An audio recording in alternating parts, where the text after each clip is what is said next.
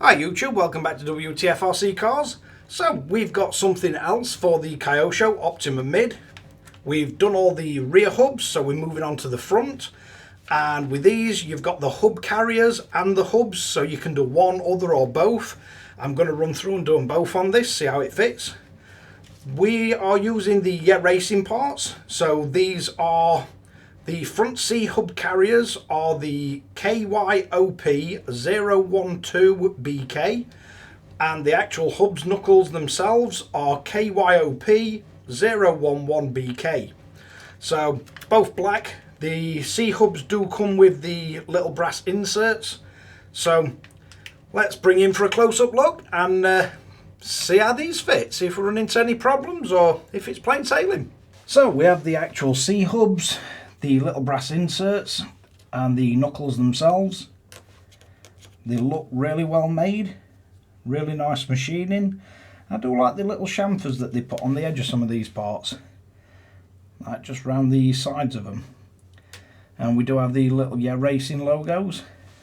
So let's bring in the RC and see how this goes. So first thing I'm going to do is remove our screws from its tie bars.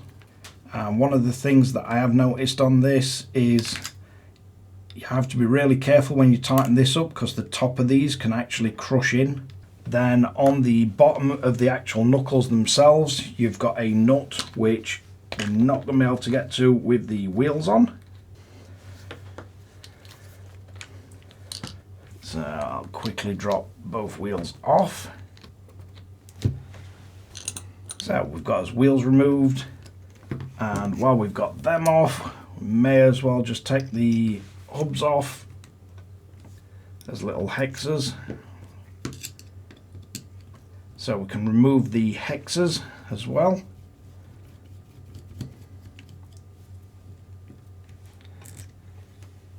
And these are just a 2mm hex. So once we've got them removed, let's get the arms off on this side as well.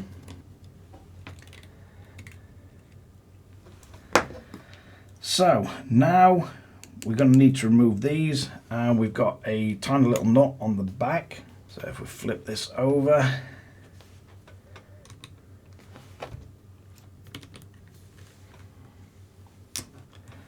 so we're going to need to get that off both sides, and these are little lock nuts. I do find it a bit strange that these are both threaded and they have lock nuts, but I'm pretty sure these used to get ripped out quite a lot. So we've got one of the screws from this one.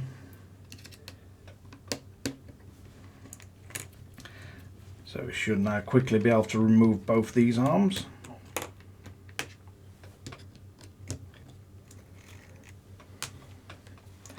So once we've got them off, we're going to need to get our little pins out the bottom of both these, and we've also got us hubs that need removing.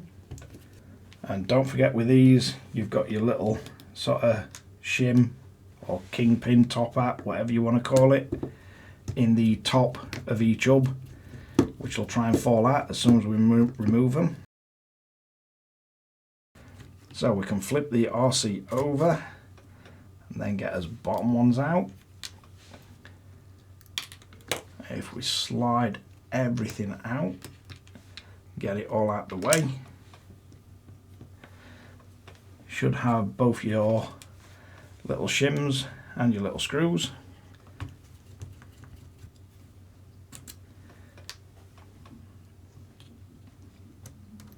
So we can then do the same on this side and get his little shims. Make sure we don't lose any of them.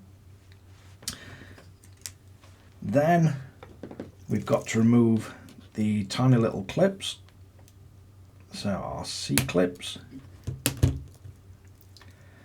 Just be very careful removing these, because it's very easy to bend them and they can also fly off, and we already lost a few when we were building it. So then we need to remove the pins.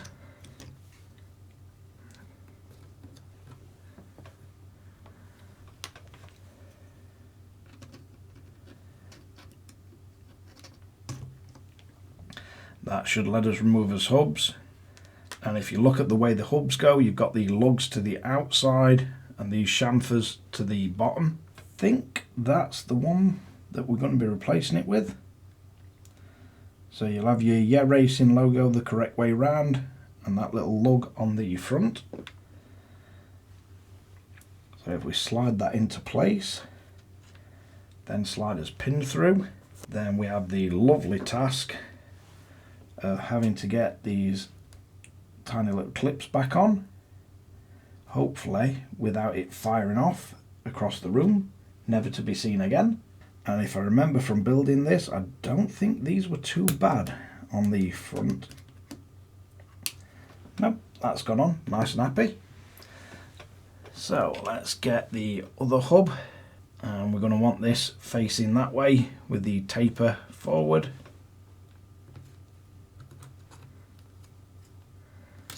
If we slide that in, then we get a little C-clip. Not the easiest thing to get on camera.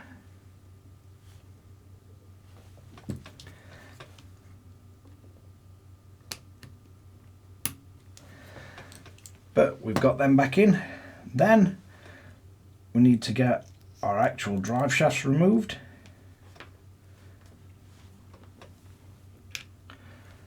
Then you're going to want to look at which direction your hub came off, and these logos you're going to want facing upwards. So if we get that, we're going to get the drive shaft with the internal bearing. We're going to put that in. We're going to get as external bearing and slide that on. Then we're going to get one of our shims, and that's going to sit in the bottom. We're going to get the top shim, and that's going to sit in the top. And then I've somehow got to get this drive shaft through while everything is also on camera. So this is going to be interesting. So if we get the drive shaft somewhere near, then we get the top one in place, and you need to get the drive shaft sat in the output cup.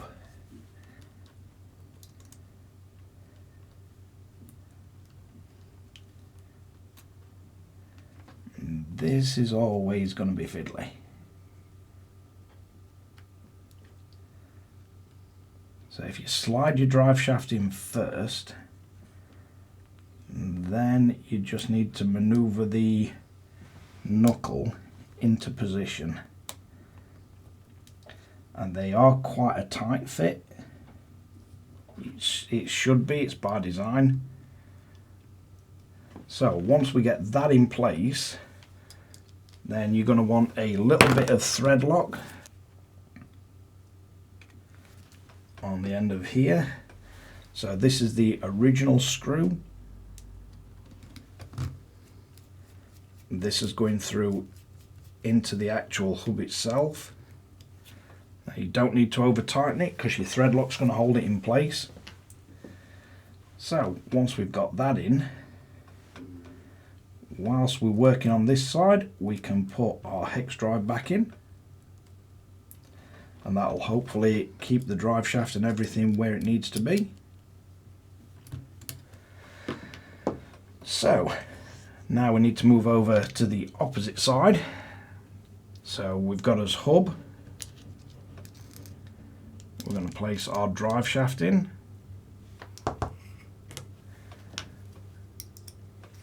And we're going to pop us external bearing out.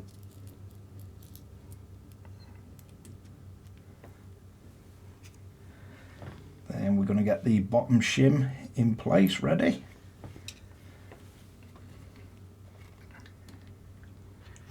Then we've got to get our drive shaft through into our output cup. So if you just slide it back out,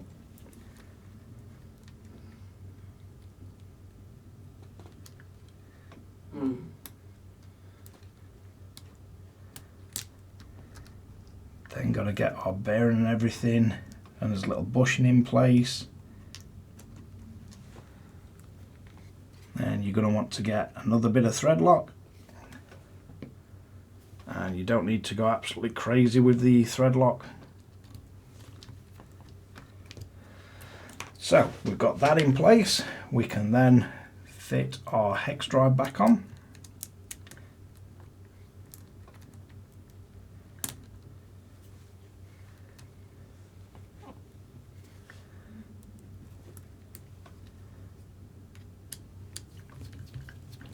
And I must admit, I did expect this to be more of a job than it's been so far.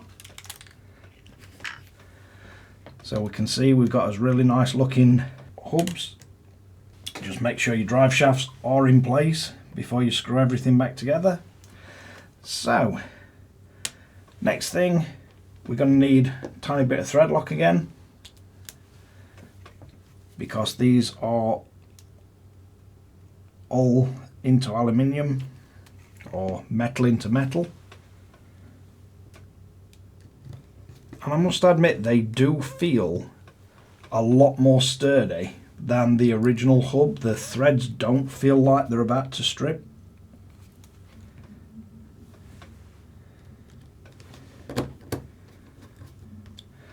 So that's got them back in. Then you're going to want to put the top tie rods on. So again, tiny bit of thread lock on the end of these, because we are screwing into metal now, and we wasn't originally. They were into the plastic hubs, but unlike the plastic hubs, these are a lot more resilient when you're screwing this screw down. So if you've got your stock olives on them, you don't need to go crazy tight with them. But we've got nice action. And the steering links, I wouldn't thread lock these because you have got the locking nuts on the back of them. But again, just remember you are screwing into fine threads, and they are metal, but you don't need to go crazily over tight with these. So again, just a little thread lock on this one. So if we get that one in place, we can just nip it down. So we can now finish off the last steering link. And again on this one, I'm not using thread lock. So we can then back over to the bottom of the RC, and we can just tighten up our little lock nuts, and this is going to prevent your steering from shaking off.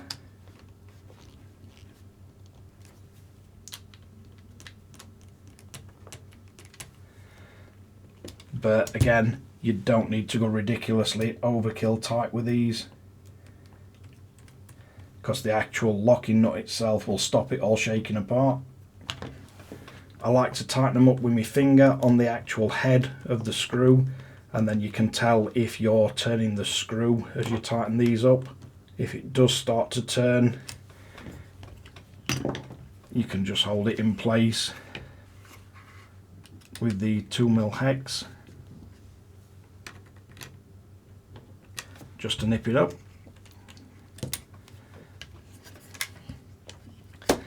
But we have some nice movement in the suspension, very little play in them at all, so they do fit really nice, and the steering feels fine.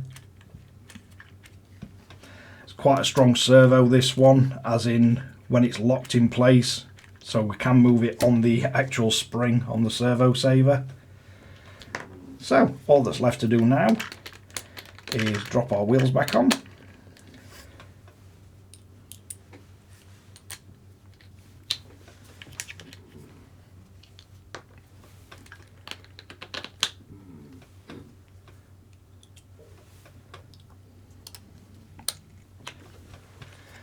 And there we have it. Doesn't look like it's altered any of the steering geometry at all. It still looks correct. And we got a bunch of pieces that we no longer need to use. So we've got the 4 bushings as C-hub carriers, and the not really sure what metal these are made out of, but they feel a little bit soft.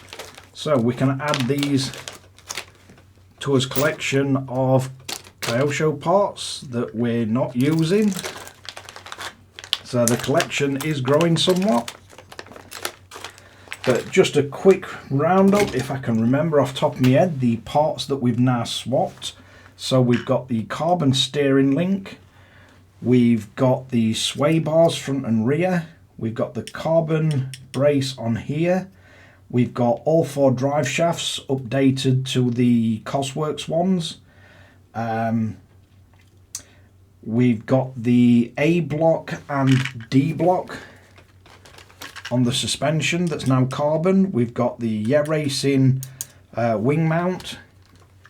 We've got the rear Yeah Racing hubs and the front Yeah Racing knuckles and C hubs. Still yet to find out what that's for. Not really looked up, but it doesn't seem like anything would fasten there. Not sure if it's for a different model. But yeah, quite a nice RC, and pretty much enjoyed building this one, and really enjoyed using upgrading some of the mods on it. But yeah, quite happy with how that's come out.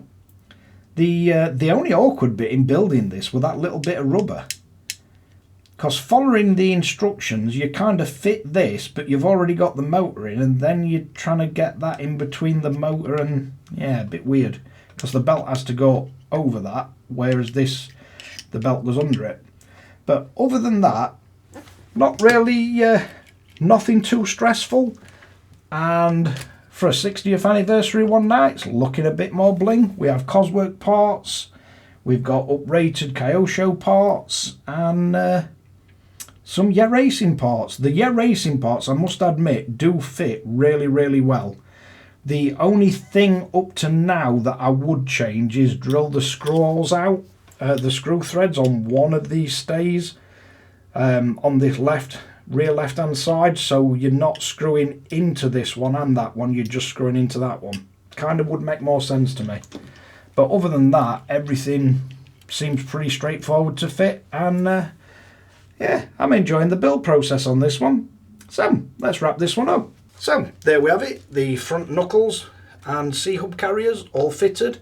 They do work really well with the Cosworks drive shafts, but the part numbers for these, if you need them, the front C-hub carriers that fit the KYOSHO Optima and Optima Mid is KYOP-012BK, and then the aluminium front knuckles, they also are listed for the Optima and Optima Mid, and that's KYOP-011BK from Hot Racing. So, big shout out to the guys at SC Models. They had all these in stock, so I just drove down and picked them up. But yeah, thanks again for watching Wtf Rc Cars.